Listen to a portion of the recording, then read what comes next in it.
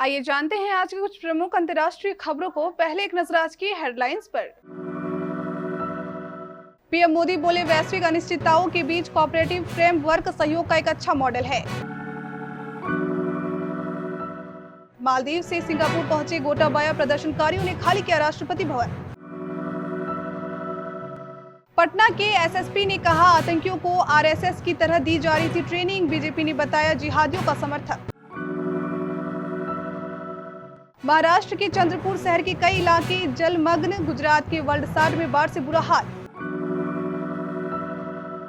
जिस पिटबुल कुत्ते ने मां को नोच कर मार डाला, उसके प्रति बेटे का ये व्यवहार बना चर्चा का विषय। श्रीलंका में अब नहीं थम रहा बवाल। पीएम ऑफिस के बाद अब स्पीकर हाउस के बाहर डटे प्रदर्शनकारी। यूएन ने की ये अपील। महाराष्ट्र में पेट्रोल 5 रुपए सस्ता। राज्य सरकार ने वेट में कटौती की। डीजल भी 3 रुपए कम हुआ। 1000 रुपए सस्ता हुआ टीसीएस का शेयर। 52 हफ्ते के न्यूनतम स्तर पर खरीदने का शानदार मौका। दलेर मेहंदी को मानव तस्करी के मामले में 2 साल की जेल, अदालत से ही किए गए गिरफ्तार। अटकलों पर विराम। दूसरा वनडे खेलने उतरे विराट कोहली।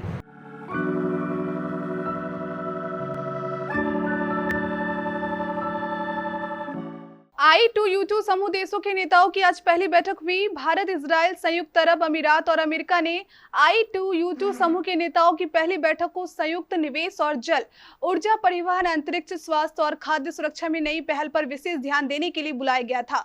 इस शिखर सम्मेलन में पीएम मोदी ने कहा कि आज की इस पहली समिट से ही I2U2 ने एक सकारात्मक एजेंडा स्थापित कर लिया है। पीएम मोदी ने कहा कि हमने कई क्षेत्रों में संयुक्त प्रोजेक्ट की पहचान की है और उनमें आगे बढ़ने का रोड मैप भी बनाया है। बढ़ती हुई वैश्विक अनिश्चितताओं के बीच हमारा कोऑपरेटिव फ्रेमवर्क व्यवहारिक सहयोग का एक अच्छा मॉडल भी है।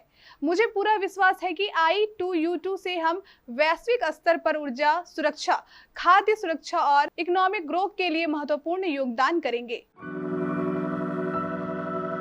श्रीलंका में आर्थिक संकट के बीच राजनीतिक संकट गहराता ही जा रहा है। ताजा अपडेट के मुताबिक गोटाबाया राजपक्षे मालदीव से सिंगापुर पहुंच गए हैं। सूत्रों के मुताबिक सऊदी के एक विमान से वो सिंगापुर पहुंचे हैं। बुधवार की सुबह वो श्रीलंका से भाग गए थे, जिसके बाद श्रीलंका में प्रदर्शनकारियों ने भारी बवाल काटा था। इस बीच श्रीलंका के राष्ट्रपति भवन को प्रदर्शनकारियों ने खाली कर दिया है। श्रीलंका के कोलंबो में फिलहाल कर्फ्यू लगा हुआ है। इसके अलावा सुरक्षा के लिए सड़कों पर सेना टैंक लेकर घूम रही है। गोटाबाया राजपक्षे ने अब तक राष्ट्रपति पद से इस्तीफा नहीं दिया है। फिलहाल श्रीलंका में रानिल विक्रमसिंघे ने कार्यकारी राष्ट्रपति के तौर पर कुर्सी संभाल ली है। पटना में आतंकियों की ट्रेनिंग आरएसएस की ट्रेनिंग की तरह दी जा रही थी। अगर आप चौंक गए हो तो यहाँ स्पष्ट कर दे कि यह पटना के एसएससी एमएस डिल्लो का बयान है, जिस पर बिहार में राजनीति गर्मा गई है। भारतीय जनता पार्टी ने इस पर कड़ी प्रतिक्रिया देते हुए एसएसपी को मानसिक रूप से दिवालिया तथा जिहादियों का समर्थन करार दिया है। हालांकि एसएसपी के अनुसार उनके बयान का गलत अर्थ निकाला जा रहा है। महाराष्ट्र और गुजरात में बारिश और बाढ़ का कहर जारी है। कई जगह भूस्खलन की घटना भी सामने आई है। मौसम विभाग ने मुंबई और पुणे समेत महाराष्ट्र के 11 जिलों में 14 जुलाई के लिए रेड अलर्ट जारी किया है। इस बीच गुजरात के मुख्यमंत्री भूपेंद्र भाई पटेल ने नवसारी के अलावा वलसाड और डांग जिलों में बाढ़ प्रभावित इलाकों का हवाई दौरा किया। राज्य में 3 दिनों से लगातार हो रही बारिश के कारण गोदावरी नदी का जलस्तर तेजी से बढ़ रहा है और भद्राचलम में तीसरे चेतावनी स्तर पर पहुंच गया है। पिटबुल डॉग के हमले में लखनऊ के 80 साल की सुशीला की मौत होने का मामला चर्चा में है। वहीं दूसरी तरफ जिस पिटबुल डॉग ने मां की नोच कर मार डाला बेटे अमित का, उसके लिए दुलार भी चर्चा में आ गया है। लखनऊ केसरबाग की बंगाली टोला में लखनऊ नगर निगम की टीम पिटबुल को जब्त करने के लिए पहुंची। तब सुशीला का बेटा अमित खुद उसे अपने हाथों में उठाकर गाड़ी तक ले गया। इस दौरान वह बार बार उसे दुलार कर रहा था। पिटबुल यानी अमित के पालतू ब्राउनी के दुलार से जुड़ा ये वीडियो खूब वायरल हो रहा है। जानकारी के मुताबिक मंगलवार को यह पिटबुल घर में खुला रह गया। अमित ने सुबह 5 बजे देखा कि पिटबुल नस्ल का कुत्ता उनकी मां सुशीला को नोच रहा है। पिटबुल ने उसकी मां के पेट और चेहरे पर बुरी तरह काटा था, जिसके बाद उनकी मौत हो गई थी। श्रीलंका में हालात गंभीर होते जा रहे हैं। राष्ट्रपति गोटाबाया राजपक्षे के मालदीव जाने के बाद जनता और आक्रोशित हो गई है और विरोध प्रदर्शन तेज हो गया है।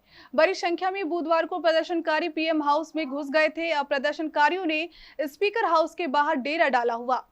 कार्यवाहक राष्ट्रपति रानिल विक्रमसिंघे ने बुधवार को हालत बेकाबू होते देख देश में इमरजेंसी लगाने की घोषणा कर दी। इसके साथ ही पश्चिमी प्रांत में कर्फ्यू भी लगा दिया गया। महाराष्ट्र सरकार ने आम आदमी को महंगाई से राहत देते हुए पेट्रोल 5 रुपए और डीजल 3 रुपए सस्ता कर दिया है।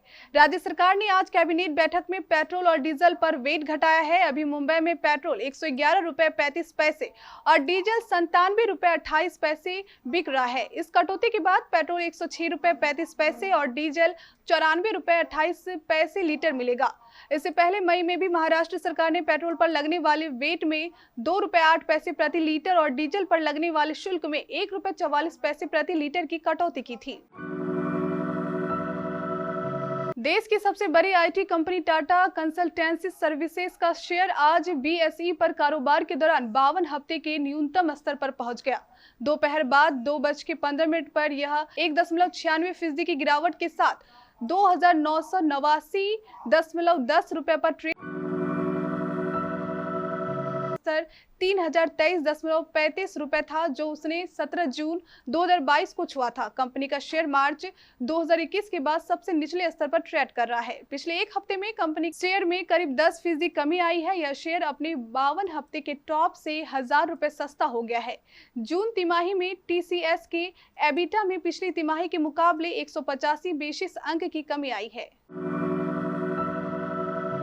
पटियाला की एक अदालत के आदेश पर पंजाब के मशहूर गायक दलेर मेहंदी को साल 2003 में उनके खिलाफ दर्ज एक मानव तस्करी मामले में जेल भेज दिया गया है। मेहंदी की ओर से गुरुवार को अदालत में सजा के खिलाफ अपील दायर की गई थी, जिसे अदालत ने खारिज कर दिया। अदालत में मौजूद मेहंदी को गिरफ्तार कर जेल भेज दिया गया है। दरअसल दलेर मेहंदी और उनके भाई शमशेर सिंह पर आरोप लगाया गया था कि उन्होंने अपनी मंडली के सदस्यों के रूप में लोगों को अवैध रूप से विदेश भेजने के लिए मोटी रकम ली थी। भारत और इंग्लैंड के बीच गुरुवार को लॉर्ड्स में दूसरा वनडे मैच खेला जा रहा है। टीम इंडिया ने इस मैच में टॉस जीतकर बॉलिंग चुनी है और यहां से नजर सीरीज पर कब्जा जमाने की है। भारतीय फैंस के लिए इस मैच में सबसे बड़ी खबर यह है कि विराट कोहली की प्लेइंग 11 में वापसी हुई है। ग्रोइन एजेंसी की वजह से विराट कोहली पहला वनडे मैच नहीं खेल पाए थे। ऐसे में अटकलें थी कि वह अभी फिट नहीं है और दूसरे वनडे से भी बाहर हो सकते हैं। लेकिन टॉस से कुछ वक्त पहले ही लॉर्ड्स के मैदान से फोटो वीडियो आए जिसमें वह प्रैक्टिस कर रहे थे और अब वह दूसरा वनडे मैच खेल रहे हैं।